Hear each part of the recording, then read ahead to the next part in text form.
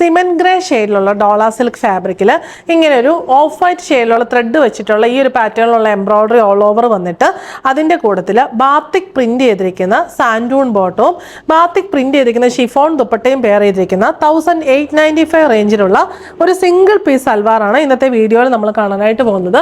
ഇത് നമുക്ക് ഡെയിലി വെയറിന് വളരെ കംഫർട്ടബിൾ ആയിട്ടുള്ള മെറ്റീരിയലാണ്. നല്ല ഒതുങ്ങി കിടക്കുന്ന നല്ല സോഫ്റ്റ് ആയിട്ടുള്ള നല്ല സിൽക്കി ഫിനിഷിലുള്ള മെറ്റീരിയലാണ്. ഡോള സിൽക്ക് എന്ന് പറയുമ്പോൾ എപ്പോഴും ആൾക്കാർ ഒരുപാട് പ്രിഫർ ചെയ്യുന്നൊരു മെറ്റീരിയലാണ്.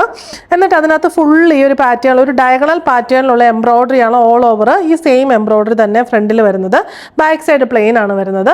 ബോട്ടം വരുന്നത് സാൻഡൂൺ ഫാബ്രിക്കിൽ ഇങ്ങനെ ഒരു സ്ട്രൈപ്പ് പാറ്റേണിലുള്ള ബാത്തിക് പ്രിന്റഡ് ബോട്ടമാണ് വരുന്നത്. നമുക്ക് പെൻസിൽ പാൻ്റ് ഒക്കെ തയ്ക്കാൻ നല്ല രസമാണ് സ്ട്രൈപ്പ് പാറ്റേൺ വന്നു കഴിയുമ്പോൾ.